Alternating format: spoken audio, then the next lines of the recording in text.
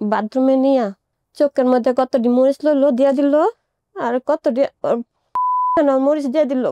সে মারাত্মক রকম ভাবে ভিতরে ভিতরে একজন, এটা সাইকোলজির ভাষায় যদি বলেন, মেন্টালি ডিসঅর্ডার সম্পন্ন মানুষ। চিৎকার পারতেছে কাঁদতেছে যে আমার কই নিয়ে আসে, আমি যাবো গা বাসা।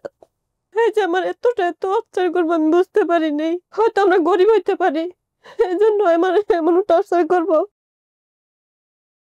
আসসালামু আলাইকুম প্রিয় দর্শক এবং শ্রোতা, আল্লাহ সর্ব অবস্থায় আমাদের সবার মঙ্গল করুন। সবসময়ের মতো সেই দোয়া এবং শুভকামনা জানিয়ে শুরু করছি আপন ঠিকানার বেসিক ভিডিও। এই অনুষ্ঠানে এসে পরিবার খুঁজতে চাইলে দয়া করে আমাদেরকে ফোন করবেন। আমাদের ফোন নাম্বার হচ্ছে 09639888877। এছাড়া আপনারা চাইলে মেইলও করতে পারেন sharemystory24@gmail.com-এ। বড় করে আপনারা স্ক্রিনে দেখলেন, পাশাপাশি আমাদের যে কোনো ভিডিওতে এই দুটো বিষয় মানে মেইল অ্যাড্রেস এবং ফোন নাম্বার কোনাতে দেয়া থাকে। একটা বিষয় একটু খেয়াল রাখবেন, সেটা হচ্ছে ফোন করার পরে ফোনটা কেউ রিসিভ করবে না। আপনাকে ইনস্ট্রাকশন দেওয়া হবে কথা বলার, আপনি সেই অনুসারে কথা বলার সঙ্গে সঙ্গে কথাগুলো এখানে রেকর্ড হবে এবং যে নাম্বার থেকে আপনি ফোন করছেন সাধারণত আমরা সেই নাম্বারে ব্যাক করে আপনার সঙ্গে পরবর্তীতে কথা বলবো যদি প্রয়োজনীয় মনে হয় তো। ঠিক আছে, ওকে। সো আমি আর কথা বাড়াচ্ছি না, যে এই বোনটি আজকে আমার এখানে এসছে পরিবার খোঁজার জন্য, একটু চেষ্টা করে দেখি আমরা। আপনার নাম কি? রুনা। রুনা। আপনার যা যা মনে আছে। মায়ের নাম? মায়ের নাম ফিরোজা। মারা গেছে? হ্যাঁ। আচ্ছা। বাবার নাম? রুহুল আমিন লিখে নিয়ে আসছেন। রুহুল আমিন। রুহুল আমিন, ওকে। বড় ভাই? আমার বড় ভাইয়ের নাম হচ্ছে নুরুল আমিন। বোনের নাম? বড়টার নাম হচ্ছে শারজান, নাম হচ্ছে বিলকিস। আচ্ছা, শারজান বিলকিস। হ্যাঁ। আচ্ছা। আর মেজো বোনের নাম হচ্ছে কাজল। ছোটটা আছে নাকি আরো? মেজো বোন কাজল আর আমি, আমার ভাইয়ের ছোট আমি। আপনি হচ্ছেন রুনা আক্তার। পারভিন কে তাইলে? পারভিন আমার ছোট বোন, সৎ বোন। সৎ বোন। সৎ ভাইয়ের দুইজন, নামগুলো বলেন। হ্যাঁ, একটা মারা গেছে আর একজন আছে। নাম কি? বাবুল আর পারভেজ? হ্যাঁ, বাবলু মারা গেছে। বাবলু মারা গেছে, বাবলু আর পারভেজ, ওকে।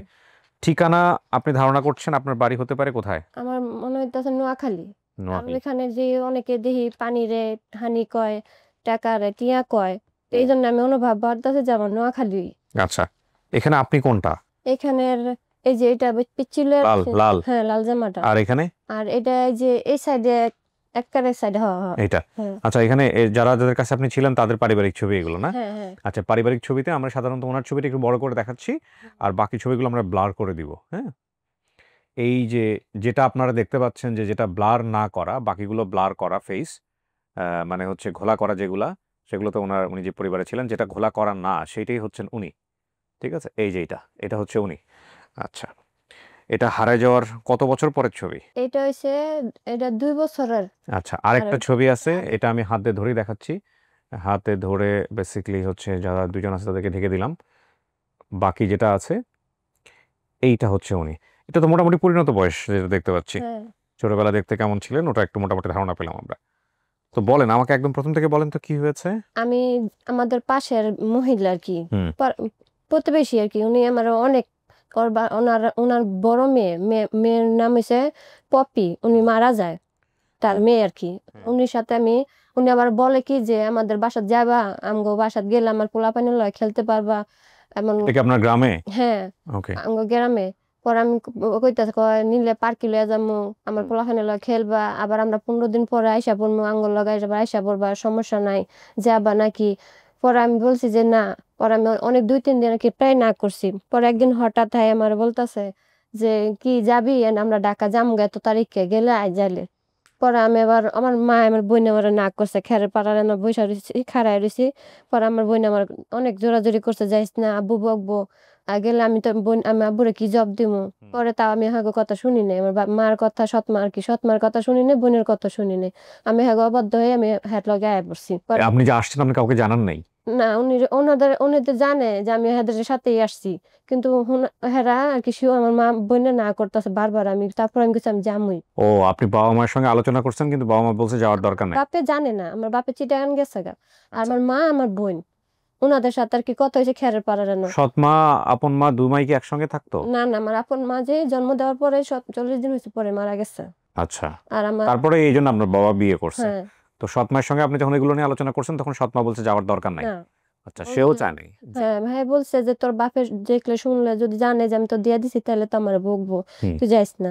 তা আমি কইছি না, হেরা তো 15 দিন পরে আইসা পড়বো, তো আমি হ্যাগো লগে আবার আইসা পড়বো, তোমরা চিন্তা করো না।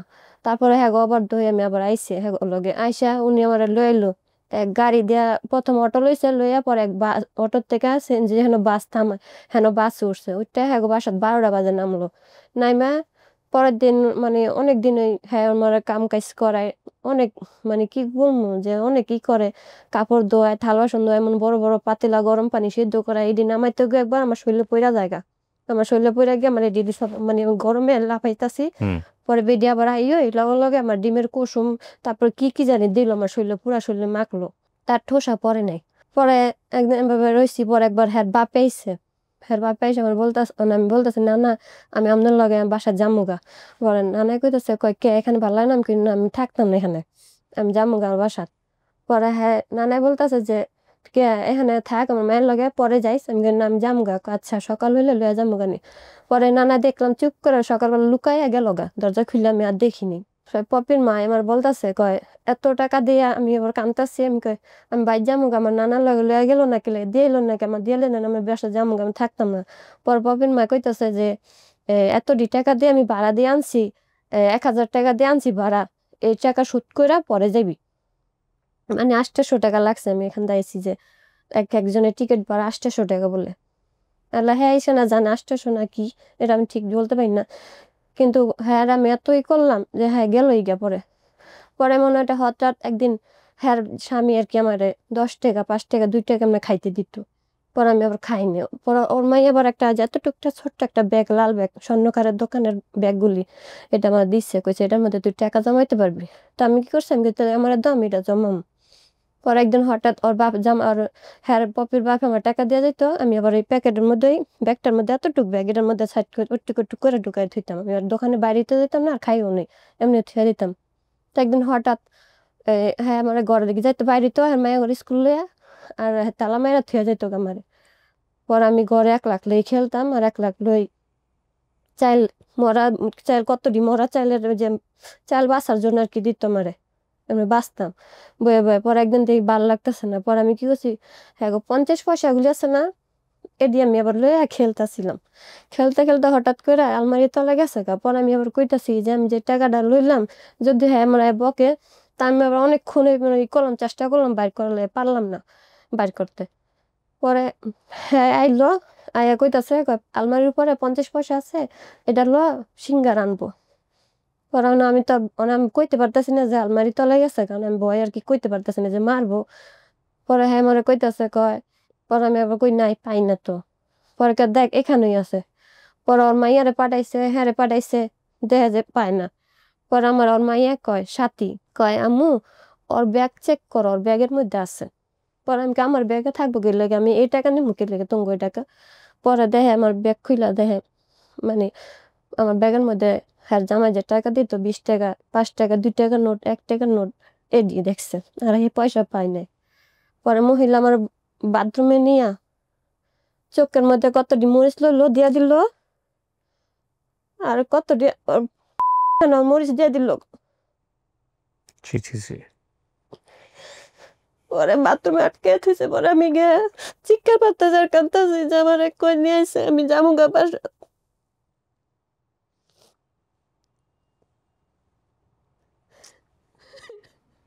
এগুলো আসলে মানসিকভাবে বিকারগ্রস্ত, মানে যারা এই আচরণগুলো করে এদের সাথে, এরা সুস্থ মানুষ হলেও অসম্ভব রকমের অসুস্থ আমি মানুষ। বিশ্বাস করাইছি, কিন্তু হ্যাঁ যে আমার এত অত্যাচার করবো আমি বুঝতে পারি নাই। আমার বোনে না করছে, যাস না যাস না, হয়তো আমরা গরিব হইতে পারি, এই জন্য আমার এমন টর্চার করবো। এখানে আমি একটা কথা বলি আপনাদেরকে, দুটা বিষয় খুবই খুবই গুরুত্বপূর্ণ। এই ভদ্রমহিলা ওনাকে ওয়াশরুমে নিয়েছে, আমরা যে শব্দটা উনি ব্যবহার করেছে সেটা এখানে মিউট করে দিয়েছি আমরা। এবং এটা কতটা ঠান্ডা মাথায় পরিকল্পনা। একটা হচ্ছে যে হিট অফ দ্য মোমেন্টে কিন্তু মানুষ মানুষকে খুন করে ফেলে, আমরা জানি এই ধরনের ঘটনা ঘটে, এবং তারপরে সে বুঝতে পারে না যে সে কী করে ফেললো। কিন্তু এই যে কোনো খারাপ কাজ যখন পরিকল্পনা করে ফেলে এইভাবে করব, এবং সেটার যখন একটা ছক থাকে, ক্রিমিনোলজি যদি পড়াশোনা করেন আপনারা তাহলে বুঝতে পারবেন খুব সহজ ভাষায়। তো পড়াশোনা করার তো সময় নাই। কথা হচ্ছে যে একটা মানুষ যে ক্রাইম করছে এবং ক্রাইমটা খুব চিন্তা ভাবনা করে করছে, তার মানে সে ডেফিনেটলি সে ক্রাইম করেছে এবং সে অনেক বড় ধরনের অপরাধী। হ্যাঁ, এবং তাকে বাথরুমে নেওয়া হয়েছে এমন জায়গায় তাকে এই মরিচটা দেওয়ার জন্যে, যেটা বাথরুমে নিয়েই দিতে হবে, অন্য কোথাও নেওয়া যাবে না। তো তার মানে হিট অফ দ্য মোমেন্ট যদি হতো বিষয়টা, এটা তো হিট অফ দ্য মোমেন্ট না, এটা পরিকল্পনা করে করা হয়েছে। সে মারাত্মক রকমভাবে ভিতরে ভিতরে একজন, এটা সাইকোলজির ভাষায় যদি বলেন, মেন্টালি ডিসঅর্ডার সম্পন্ন মানুষ। মেন্টালি ডিসঅর্ডার যদি না হয় তাহলে এই ধরনের কাজ করার কথা না। এটা ভয়ঙ্কর রকমভাবে পাপ। এবং আপনারা বাংলাদেশে কিন্তু এই একটা জিনিস যে মানসিক অসুস্থতা, আমরা যেটাকে বলি পাগলের ডাক্তার বা পাগলামো, যেটা আমাদের মানে কথ্য ভাষা, এটা তো মানুষজন নিতেই চায় না, যেতেই চায় না। কারণ সবাই মনে করে যে এটা তো দেখা যায় না, বোঝা যায় না, এটার আবার কী ধরনের ওষুধ নিতে হবে। এই খাতটা পুরোপুরি উপেক্ষিত। সেটা একটা বড় ধরনের ডিসকাশন হতে পারে কেন উপেক্ষিত। কিন্তু আমাদের যদি পার্সেন্টেজ করা হয় যে শতকরা কতজন মানুষ আমরা অসুস্থ আচরণ করি মানসিকভাবে, সেটা আমার মনে হয় রেশিওটা অনেক বেশি হাই হবে। কারণ উনি যে আচরণটা করেছেন সেটা কিন্তু এক ধরনের পার্সোনালিটি ডিসঅর্ডার। হ্যাঁ, এবং এটা শুধুমাত্র ওর ওপরই থেমে থাকবে না। উনি যে কোনো ধরনের রাগের ক্ষেত্রে যে ধরনের বহিঃপ্রকাশগুলো ঘটাবেন, চিন্তাভাবনা করে ঘটাবেন, এগুলো আসলে চিন্তার বাইরে। আপনি আপনি যখন দেখবেন যে এই মানুষটাই বাইরে সেজে গুজিয়ে খুব সুন্দর করে বের হচ্ছে, এই মানুষটাই সেই মানুষ যে ঘরের মধ্যে গিয়ে কাজের মেয়ের সাথে এইভাবে প্ল্যান করে অত্যাচার করে, শুধু কাজের মানুষ না, তার কাছের মানুষের সাথে এভাবে অত্যাচার করে, আপনি মেলাতে পারবেন না। এবং আপনি দেখবেন যে আপনার সঙ্গে যখন বসে আড্ডা দিচ্ছি, কি সুন্দর হাসি খুশি, মানে এই মেয়েই কাজ করেছে বা এই ছেলেই কাজ করেছে, আপনি চিন্তাই করতে পারবেন না। অথচ যখন সে ঘরের মধ্যে যায়, যখন সে তার পার্সোনাল এরিয়াতে চলে যায়, তখন সে কত ভয়ানক হতে পারে এটা আপনি চিন্তাই করতে পারবেন না। এটা শুধুমাত্র আপনাকে বলা না, আপনাকে, আমাকে, সবাইকে নিয়ে বলা। এবং এই জিনিসগুলো কিওর হওয়াটা খুবই জরুরি, খুবই জরুরি। খুবই দুঃখজনক। তারপরে কি করলেন আপনি? তারপরে দেখলাম যে হেরা সিঙ্গার আইনা হ্যার ছেলে নয়ন সাথিয়ে আর মা এক রুমের মধ্যে বসে দিয়ে সিঙ্গারা হইতেছে। পরে আমি কি করলাম, পরে দিয়ে কান্তাছি, অনেক কান্তাছি, পরে আমি চোখ মুখ মানে পানি দিয়ে ধুইতাছি। আমার সারা শরীর সেন্টা গেঞ্জি ফেন্দানো ছিলাম, এই আমি পুরা শরীর ধুইছি, পানি ঢালছি, শরীরে ঢালছি, সাবান দিয়ে ধুইছি, তা কমে না। পরে কান্তাছি কান্তাছি, অনেকক্ষণ পর আমার কান্দা থামলো। পরে বেডি আইসা না বেডি পোলাই না কি দরজা খুললো, খুইলা আস্তে করে খুইলা গেছে গা। পরে আমি দরজা আস্তে করে বাইরে হইছি। বাইরে আমি এমন বড় দরজা ছিল চিৎকারি মারা, পরে আমি একটা চেয়ার লইছি, লইয়া এই চেয়ারের মধ্যে থেকে আমি দরজা খুলছি, খুইলা মনে কর আমি দরজা খুইলা যে এমন দৌড় দিছি, মানে অনেকখানি দূর। মানে কোথায় যাচ্ছেন, কিভাবে যাচ্ছেন আপনি কিচ্ছু জানেন না? না, পরে একটা বেডা, মানে বয়স্ক, সেই বেডা আমার দেখে আমার সারা শরীর ভিজা।